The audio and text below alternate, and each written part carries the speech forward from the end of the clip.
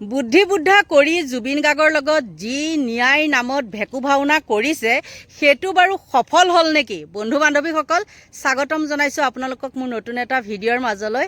আজি আপোনালোকক ক'ম, আমি বহুত নাটক দেখিলোঁ জুবিন গাৰ্গৰ ন্যায় নামত। আমি বহুত নাটক দেখিলোঁ বহু ধৰণৰ, আৰু নৃত্য নাটিকাৰ পৰা আৰম্ভ কৰি আমি সকলোখিনি দেখিলোঁ, নহয়নে? এই দুদিন টিপ টাপ মাৰি আছিলোঁ।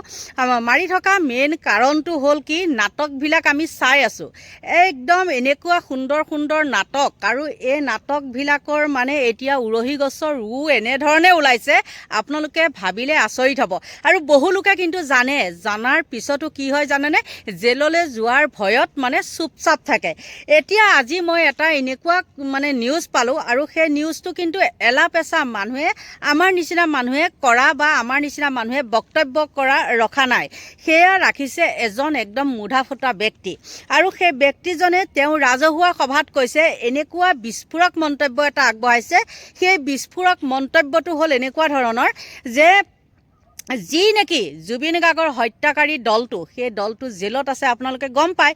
সেই হত্যাকাৰী দলটোৱে তেওঁলোকে কি কৰিছিলে, জামিন আবেদন দিছিলে হয় আদালতত, আৰু হঠাতে তেওঁলোকে কি কৰিলে, সেই জামিন আবেদনখন তেওঁলোকে উঠাই আনিলে। আৰু উঠাই অনাৰ মেইন কাৰণটো কি, ইতিমধ্যে সেই কথাটোকে মই আজি আপোনালোকৰ ওচৰত ক'বলৈ আহিছোঁ। আৰু সেই মেইন কথাটো হ'ল কি, আমাৰ হিমন্ত বিশ্ব শৰ্মাৰ এজন মানুহে তেওঁলোকক গৈ পেলাই বোলে ৰাতি সেই জেলৰ ভিতৰত, মানে জেলত গৈ তেওঁলোকক লগ কৰেগৈ, আৰু তেওঁলোকে পৰামৰ্শ দিছে যে আচলতে সেইটো মুখ্যমন্ত্ৰীয়ে পঠাইছে, আৰু মুখ্যমন্ত্ৰীয়ে পঠোৱাৰ কাৰণে তাত গৈছে, আৰু সেইজন ব্যক্তিৰ কথাত তেওঁলোকে সেই জামিন আবেদনখন উঠাই আনিছে। আৰু এই কথাটো কোনে কৈছে আপোনালোককতো ক'ব লাগিব প্ৰমাণ সহকাৰে, নহয় জানো? নহ'লেতো আপোনালোকে কয় এই এজনীয়ে এনেই বকবকাই থাকে। কোনোবা এজনে মোক কমেণ্ট কৰিছে, বকবকি বাইদেউ বুলি কৈছে। সেইজনক কৈছোঁ, মই বকবকাওঁ যে এনেই ফকতীয়া কথা, কোনোবাই হাগিলে কোনোবাই পাতিলে, মই সেইবিলাক বকবকাবলৈ নাযাওঁ। মই কেনেকুৱা কথাত বকবকাওঁ আপোনালোকে হয়তো মোৰ ভিডিঅ' চোৱাসকলে সকলোৱে গম পায়। কিন্তু বন্ধু বান্ধৱীসকল, এই কথাখিনি যিখিনি নেকি ৰাজহুৱা সভাত এই কথাটো মানে উপস্থাপন কৰিছে, ইমান সুন্দৰকৈ চিঞৰি কথাটো কৈছে, তাৰ পিছতো কিন্তু আমাৰ মুখ্যমন্ত্ৰীয়ে কোনো স্পষ্টীকৰণ দিয়া নাই। তাৰ মানে কি, কথাটো সত্যই হ'ব লাগিব, নহয় জানো? কিন্তু সেইখিনি কথা দাঙি ধৰিছে আমাৰ গৌৰৱ গগৈয়ে, আৰু সেই গৌৰৱ গগৈয়ে এখন জনসভাত কৈছে, সেই নামনি ছাইডৰ এখন জনসভাত, আৰু তেওঁ হাতত সেইবিলাক প্ৰমাণ আছে। তেওঁ স্পষ্টকৈ কৈছে যে সেই যিকেইজন ব্যক্তিয়ে তেওঁলোকক মানে গৈ পেলাই সেই জেলৰ ভিতৰত লগ কৰেগৈ, আৰু সেইসকলক ইতিমধ্যে মুখ্যমন্ত্ৰীয়ে পঠাইছে বুলি তেওঁলোকে প্ৰচাৰ কৰিছে। গতিকে বন্ধু বান্ধৱীসকল, আপোনালোকে চাওক, মই যদি মিছাকৈ কৈছোঁ। হিমন্ত বিশ্ব শৰ্মাৰ হৈ কোনে ৰাতি লগ ধৰে শ্যাম কানু মহন্ত? ডক্টৰ হিমন্ত বিশ্ব শৰ্মাৰ মানুহ যোৱাৰ পাছতে জামিন আবেদন প্ৰত্যাহাৰ শ্যাম কানু মহন্তৰ। গৌৰৱ গগৈৰ চাঞ্চল্যকৰ অভিযোগত জোকাৰণি। জুবিন গাৰ্গৰ ৰহস্যজনক মৃত্যুৰ গোচৰত বৰ্তমানেও 7 অভিযুক্ত কাৰাবন্দী হৈ আছে।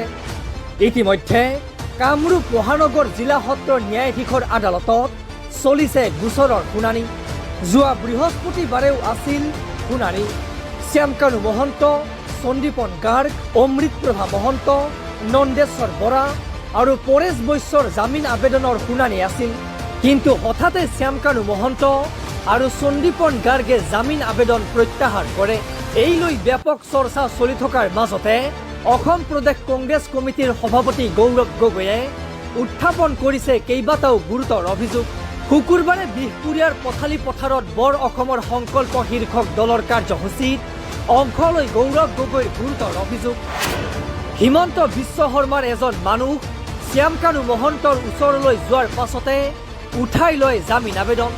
লগতে গৌৰৱ গগৈৰ দাবী, হিমন্ত বিশ্ব শৰ্মা মুখ্যমন্ত্ৰী হৈ থকালৈকে জুবিন গাৰ্গে ন্যায় নাপায়। এইকাৰণে আমি গম পাইছোঁ যে কেনেদৰে শ্যাম কানু মহন্তই অলপ দিন আগতে বেইলৰ এপ্লিকেশ্যন দিলে, আৰু আমি গম পাইছোঁ কিয় এতিয়া শ্যাম কানু মহন্তৰ কাৰ নিৰ্দেশ মতে নিজৰ বেইল এপ্লিকেশ্যন ঘূৰাই লৈছে। নিজে বেইল এপ্লিকেশ্যন দিছে, এতিয়া তাৰ পিছত হিমন্ত বিশ্ব শৰ্মা নামৰ এজন প্ৰতিনিধি শ্যাম কানু মহন্তৰ ওচৰত গ'ল, আৰু সেইজন মানুহ যোৱাৰ পিছত শ্যাম কানু মহন্তই নিজৰ বেইল এপ্লিকেশ্যন ঘূৰাই লৈছে। সেইকাৰণে যেতিয়ালৈকে হিমন্ত বিশ্ব শৰ্মা ডাঙৰীয়া অসমৰ মুখ্যমন্ত্ৰী হৈ থাকে জুবিন দাই ন্যায় লাভ নকৰে। এইখিনি কথা আমি ভালদৰে বুজি পাইছোঁ। ইমানতে ক্ষান্ত নাথাকি গৌৰৱ গগৈয়ে শ্যামকানু মহন্তক মুখ্যমন্ত্ৰী ডক্টৰ হিমন্ত বিশ্ব শৰ্মাৰ হৈ কোনে নিশা কাৰাগাৰত লগ কৰিবলৈ যায়, মুখ্যমন্ত্ৰীয়ে কি বিচাৰে আৰু কি কৰিবলৈ নিৰ্দেশ দিয়ে সেই খবৰ পায় বুলিও প্ৰকাশ কৰে। অৱশ্যে শ্যামকানু মহন্তক কাৰাগাৰত মুখ্যমন্ত্ৰীৰ হৈ কোনে লগ কৰিবলৈ যায় সেই নামটো নকলে গৌৰৱ গগৈয়ে। ৰাতি ৰাতি হিমন্ত বিশ্ব শৰ্মা ডাঙৰীয়া হৈ কোন শ্যামকানু মহন্তৰ ওচৰত গৈ হিমন্ত বিশ্ব শৰ্মা ডাঙৰীয়া কি বিচাৰে সেইমতে কৰিবলৈ নিৰ্দেশ দিয়ে, আমি চব খবৰ পাই আছো। মুখ্যমন্ত্ৰী ডক্টৰ হিমন্ত বিশ্ব শৰ্মা আৰু মহন্ত পৰিয়ালৰ মাজত কিমান সুসম্পৰ্ক আছে সেই খবৰ ৰখা বুলিও মন্তব্য গৌৰৱ গগৈ। যে হিমন্ত বিশ্ব শৰ্মা ডাঙৰীয়া আৰু মহন্তৰ ঘৰৰ লগত কিমান সুসম্পৰ্ক আছে আমি গম পোৱা নাই নেকি? আৰু আমি গোটেই খবৰ ৰাখিছো। ভাবিব নালাগে হিমন্ত বিশ্ব শৰ্মা ডাঙৰীয়া যে আমি খবৰ ৰখা নাই যে ৰাতি ৰাতি শ্যামকানু মহন্তক কোন লগ পাবলৈ যায়। উল্লেখ্য, জুবিন গাৰ্গৰ মৃত্যুৰ গোচৰত অভিযুক্ত শ্যামকানু মহন্ত, সিদ্ধাৰ্থ শৰ্মা, সন্দীপন গাৰ্গ, পৰেশ বৈশ্য আৰু নন্দেশ্বৰ বৰা বৰ্তমান বাক্সাৰ নিকাচি কাৰাগাৰত কাৰাৰুদ্ধ হৈ আছে।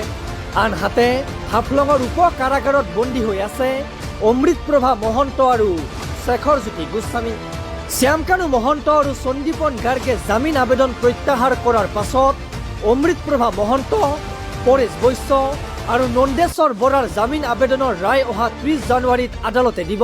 কিন্তু গৌৰৱ গগৈয়ে শ্যামকানু মহন্তৰ প্ৰসংগত মুখ্যমন্ত্ৰীৰ নাম সাঙুৰি উত্থাপন কৰা অভিযোগক লৈহে এতিয়া হৈছে তীব্ৰ চাঞ্চল্য। নিউজ ডেস্ক ৰিপৰ্ট, দি ক্ৰছ কাৰেণ্ট।